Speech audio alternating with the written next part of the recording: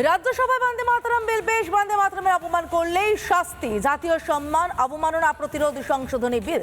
জাতীয় সঙ্গীতের সমমর্যাদা জাতীয় গানকে। বন্দে মাতরমকেও আইনি সুরক্ষা দিতে সংশোধনী। বন্দে মাতরম গাইতে বাধা দিলেই সাজা। বন্দে মাতরমের অসম্মান করলেই কড়া শাস্তি।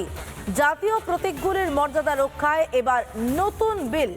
আরো একবার জানিয়ে রাখতে চাইবো, রাজ্যসভায় বন্দে মাতরম বিল পেশ, বন্দে মাতরমের অপমান করলেই এবার শাস্তি। জাতীয় সম্মান অবমাননা প্রতিরোধ সংশোধনী বিল।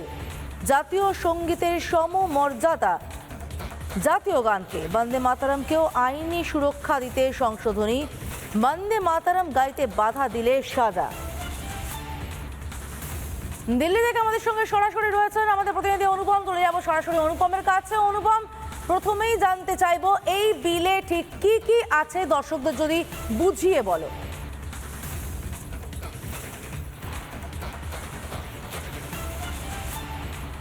দেখো, তোমায় জানিয়ে রাখি, এই বিলটা 1971 সালে, কিন্তু এই বিলটা সংশোধন করলো কেন্দ্রীয় সরকার। এটার প্রয়োজনীয়তা রয়েছে বলে একাধিক সাংসদ তারা দাবি করেছেন। কারণ তুমি জানো যে 1971-এর যে আইন, সেই আইনে কিন্তু কোথাও এই বন্দে মাতরম গান বা জাতীয় সঙ্গীত বা জাতীয় পতাকা বা সংবিধান অবমাননার ক্ষেত্রে তেমন কোনো শাস্তির ব্যবধান ছিল না। 5 তারিখ মে মাসে ক্যাবিনেটের বৈঠক করেছেন প্রধানমন্ত্রী নরেন্দ্র মোদী। সেই ক্যাবিনেটের বৈঠকেই তিনি বলেছিলেন যে এই 1971 সালের এই আইনকে সংশোধন করার প্রয়োজনীয়তা রয়েছে, এবং সেখানেই কার্যত চূড়ান্ত হয়ে গিয়েছিল যে এই আইন সংশোধন তারা করবেন। সেই কারণে এই আইন সংশোধনের যে প্রক্রিয়া সেটা চলছিল।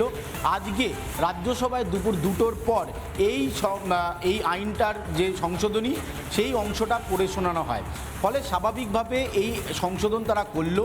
এখন এটা সংশোধনের পর কি দাঁড়ালো, তোমায় জানিয়ে রাখি যে 1971-এর এই আইনের সংশোধনের পর যেটা দাঁড়ালো সেটা হচ্ছে, যদি কেউ এই তোমাকে একটু বিরত করবো, আমি আবারও আসবো অনুপম তোমার কাছে। এই মুহূর্তে রাজ্যসভার সাংসদ রাহুল সিনহা আমাদের সঙ্গে টেলিফোন লাইনে রয়েছেন। রাহুল বাবু, আপনাকে স্বাগত রিপাবলিক বাংলায়। আমার একটাই প্রশ্ন, যেটা আমি বারবার এই বন্দে মাতরম নিয়ে যে বিলটা, অর্থাৎ জাতীয় সম্মান অবমাননা প্রতিরোধ সংশোধনী বিল, তা নিয়ে করে যাচ্ছি, কেন বলুন তো দেশের মাটিতে দাঁড়িয়ে থেকে মানুষকে বন্দে মাতরম গাওয়াবার জন্য, সেটার সম্মান রক্ষার জন্য বিল সংশোধন করতে হচ্ছে?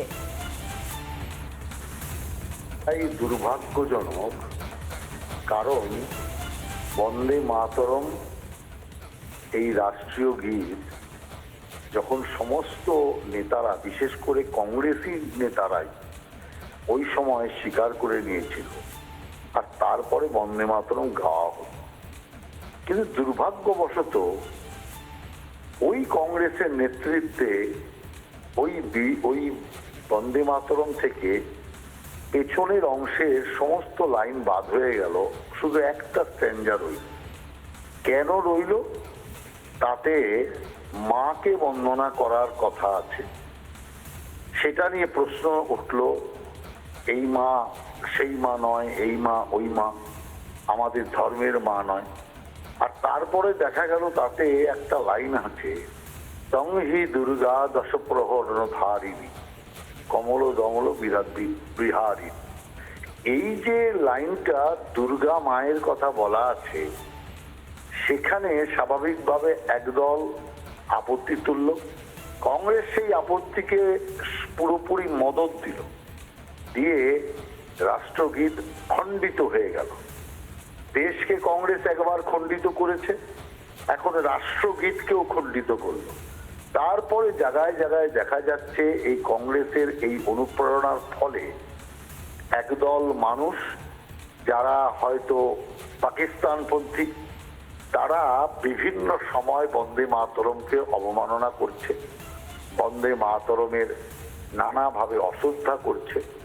অতএব এটা দুর্ভাগ্যজনক, কোনো একটা রাষ্ট্রের পক্ষে এই জাতীয় বিল আনা, শাস্তি আরোপ করা, এটা একটা স্বাভাবিকভাবেই একটা অবাক কাণ্ড। কিন্তু করতে হচ্ছে কেন? করতে হচ্ছে এই দেশ স্বাধীনতায় যাদের একটা বড় ভূমিকা ছিল, সেই কংগ্রেস দেশদ্রোহীদের সাথে মিলে বন্দে মাতরমের অবমাননা করার কাজে নেমে পড়েছে বলেই বাধ্য হয়ে 3 বছরের জেল ইত্যাদি সাজা করবার দরকার হয়ে পড়লো। 1971-এর আইনকে সংশোধন করার কাজ করতে হচ্ছে। এটা দুর্ভাগ্য হলেও রাষ্ট্র রক্ষায়, দেশ রক্ষায়, দেশভক্তির জন্য এটা অত্যন্ত জরুরি বলে আমরা মনে করি। অনেক ধন্যবাদ আমাদের সঙ্গে কথা বলার জন্য। আমাদের সঙ্গে এই মুহূর্তে মনোজ টিগ্গাও রয়েছেন, আমি কথা বলবো তার সঙ্গে। নানা ধরনের কন্টেন্ট দেখার জন্য লাইক করুন, শেয়ার করুন আমাদের ফেসবুক পেজ, সাবস্ক্রাইব করুন আমাদের ইউটিউব চ্যানেল। পাশাপাশি অন্যান্য ব্রেকিং নিউজের জন্য অবশ্যই চোখ রাখুন রিপাবলিক বাংলায়।